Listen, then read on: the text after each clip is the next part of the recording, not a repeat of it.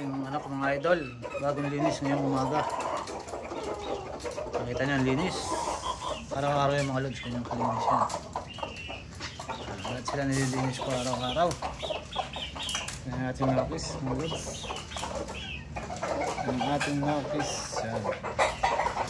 Laging fresh ang kanilang kulungan, laging nilinis mga idol.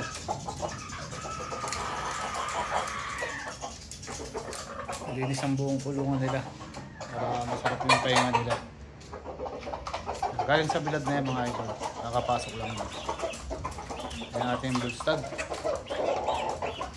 tsaka stag at baby stag at stag ulit at bull stag na malapit na mag-cock. Cock na rin ito mga idol.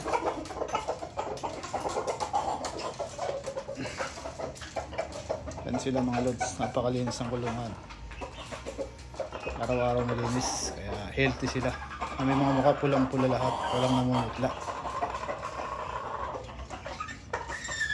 Yan ating mga nokis mga idol. Yan ating nokis. Ayan yung dalawang inahin mga idol. Yan. Isa nangingitlog, ito pinaasawa ko na sa tatay ko. Yan sila ngayon mga lods. Yan.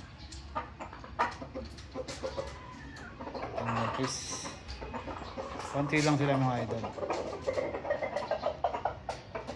Yung lalaki, 4 na babae, bawat isa.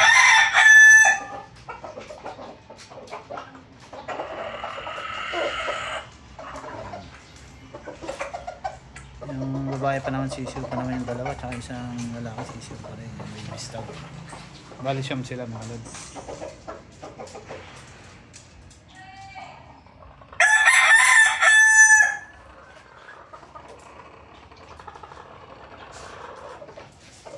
Okay na ito mga lods. Ayos naman ang kuha natin.